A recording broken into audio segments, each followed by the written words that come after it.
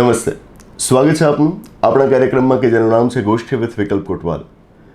આજે આપણે રંગો ઉપર ગોષ્ઠી કરીશું, કલર્સ. નાનપણમાં જ્યારે હું કંકોત્રી જોઉં ને, વેડિંગ ઇન્વિટેશન, તો એ કંકોત્રી જોઈને મારા મગજમાં એક સવાલ થાય કે આ કંકોત્રી ઉપર જ્યારે પણ આપણે કોઈ વ્યક્તિનું નામ લખતા હોઈએ કે જેને આપણે આમંત્રણ આપવું છે, તો એ નામ આપણે લાલ રંગની પેનથી જ કેમ લખીએ છીએ? આમ તો આખી કંકોત્રીનું જે પ્રિન્ટિંગ થયેલું હોય છે એ લાલ કલરમાં જ હોય છે, પણ એ પછી પણ આપણે જે વ્યક્તિને આમંત્રણ આપી રહ્યા છીએ એનું નામ પણ આપણે લાલ રંગની પેનથી જ લખીએ છીએ. આવું કેમ? ભૂરા રંગની પેનથી કે પછી કાળા રંગની પેનથી એ નામ કેમ ના લખાય? આવો સવાલ મને થતો અને મેં સવાલ કોઈકને પૂછ્યો. શરૂઆતમાં તો મને આનો કોઈ સંતોષકારક જવાબ નહોતો મળ્યો. મોટાભાગનાએ એવું કહી દીધું કે આ તો આવું હોય, લાલ રંગથી જ લખાય.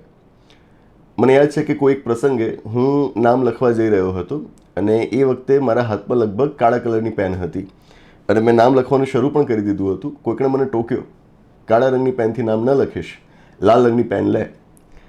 તો જ્યારે કોઈને પૂછ્યું તો પહેલાં તો મને કોઈ સંતોષકારક જવાબ ન મળ્યો કે આ લાલ રંગ જ કેમ વાપરવો, પણ પછી કોઈ એક વડીલે મને સમજાવ્યું કે આ રંગનું પણ મહત્વ છે.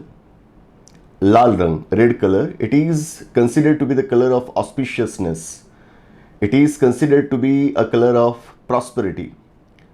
પવિત્રતા, સમૃદ્ધિનો આ રંગ માનવામાં આવે છે અને આટલો સારો પ્રસંગ છે તો એમાં એટલા માટે તમારે લાલ રંગ વાપરવું જોઈએ.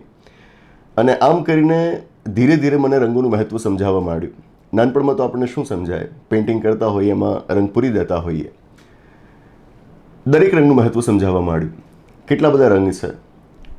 અમુક વર્ષો પહેલાં સંસદની અંદર ભારત સરકારે ઇકોનોમિક સર્વે રજૂ કર્યો. ભારત સરકારે આર્થિક સર્વેક્ષણ રજૂ કર્યું અને એ ઇકોનોમિક સર્વેનો કલર રાખ્યો તો પિંક, ગુલાબી.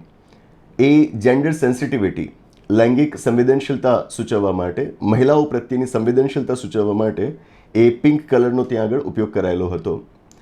તો આમ રંગોનું મહત્ત્વ હોય, સ્વીકારીએ, પણ એ દરેક રંગનું મહત્ત્વ હોય.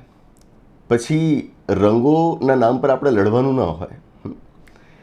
એક રસપ્રદ કિસ્સો 2-3 દિવસ પહેલાં ધ્યાને આવ્યો. પુણેનો કિસ્સો છે. એક બહેન, અને બેન એટલે જેવા તેવા બેન નહીં, એ હાલ આપણા સાંસદ છે. તો ત્યાં પુણેમાં કોઈ એક દિવાલ એ લીલા રંગથી રંગેલી હતી. એમણે કહ્યું કે આ લીલો રંગ નહીં ચાલે, આ લીલો રંગ નહીં ચાલે, અહીંયા તો કેસરી રંગ જ હોવો જોઈએ, ભગવો રંગ હોવો જોઈએ. અને એ જે લીલા રંગની દિવાલ હતી ને એના ઉપર એ હવે કેસરી રંગથી પેઇન્ટ કરવા માંડ્યા. તમે જોજો, મળી રહેશે, ગૂગલ ઉપર આ ફોટોગ્રાફ્સ છે. હવે એ ચિત્ર જોયા પછી, એ ઘટના વિશે વાંચ્યા પછી મને એક કવિતા યાદ આવી ગઈ. કવિતા લખી હતી કોણે હું નથી જાણતો, પણ બહુ મજાની કવિતા છે આ રંગો ઉપર. અને મેં પણ એને સીધી વાંચી નહોતી. પહેલી વખત મેં એને સાંભળી હતી જાવેદ જાફરીના મોઢે. જાવેદ જાફરી આપ જાણતા હશો, એક બહુ મશહૂર કલાકાર છે, અભિનેતા છે અને બહુ સારા ડાન્સર છે. એક આપણા કોમેડિયન હતા ને જગદીપ, એમના દીકરા છે જાવેદ જાફરી. અહીંયા પાછા રાજકારણ ના જોડતા. જાવેદ જાફરી આમ આદમી પાર્ટીમાં જોડાયા હતા અને 2014માં એ લોકસભાની ચૂંટણી પણ લડ્યા હતા અને એમાં એ હાર્યા હતા, બરાબર. પછી એ રાજકારણમાં એટલા સક્રિય રહ્યા નથી. તો અત્યારે રાજકારણની વાત ન જોડતા અત્યારે કલાકારને એમની કલાની દ્રષ્ટિએ આપણે જોઈએ છીએ. તો જાવેદ જાફરીના મોઢે મેં પહેલી વખત આ કવિતા સાંભળી હતી. યુટ્યુબ પર એનો વિડીયો અવેલેબલ છે, આપ પણ જોજો. અને એ કવિતા એમણે આખી વાંચીને સંભળાવી છે. અત્યારે આપની સામે હું એ કવિતા રજૂ કરું છું. એના લેખક કોણ છે એની કોઈ માહિતી મળતી નથી. મળતી હોત તો ચોક્કસ એમનું નામ અહીંયા આગળ લેત. જે વ્યક્તિની રચના હોય એને આપણે યાદ કરવા જોઈએ, એમનું નામ લેવું જોઈએ, પણ આમનું નામ આપણને મળતું નથી. એટલા માટે અજ્ઞાત માનીને આપણે એમની જે કવિતા છે એ તમારી સામે હું વાંચીને સંભળાવું. लेखक कहे છે, कवि कहे છે, नफरतों का असर देखो, जानवरों का बंटवारा हो गया. નફરત એટલી બધી વધી ગઈ છે કે આજે આપણે જે પ્રાણીઓ હોય ને, પ્રાણીઓ પણ આપણે વહેંચી નાખ્યા છે. ગાય હિન્દુ હો ગઈ और बकरा मुसलमान हो गया. गाय हिंदू हो गई और बकरा मुसलमान हो गया. मंदिरों में हिंदू देखे, मस्जिदों में मुसलमान. शाम को जब मैखाने गया, मैखाने माने कि शराबनी दुकान, જ્યાં દારૂ મળતો હોય એ દુકાન. मंदिरों में हिंदू देखे, मस्जिदों में मुसलमान, शाम को जब मैखाने गया तब जाकर दिखे इंसान। ये पेड़, ये पत्ते, ये शाखें भी परेशान हो जाएं अगर परिंदे भी हिंदू और मुसलमान हो जाएं। सूखे मेवे, सूखो मेवो, सूखे मेवे भी ये देखकर हैरान हो गए, ન જાને કબ નારિયેલ હિન્દુ और ખજૂર મુસલમાન હો ગયે। થઈ ગયું છે ને, નાળિયેર હોય તો એને આપણે હિન્દુઓ સાથે જોડી દીધું છે અને ખજૂરની વાત આવે તો એને મુસલમાનો સાથે જોડી દીધું છે। न मस्जिद को जानते हैं न शिवालों को जानते हैं, जो भूखे पेट होते हैं वो सिर्फ निवालों को जानते हैं। अंदाज ज़माने को खलता है कि मेरा चिराग हवा के खिलाफ क्यों जलता है। मैं मन पसंद हूँ, मेरे शहर में रंगा रहने दो।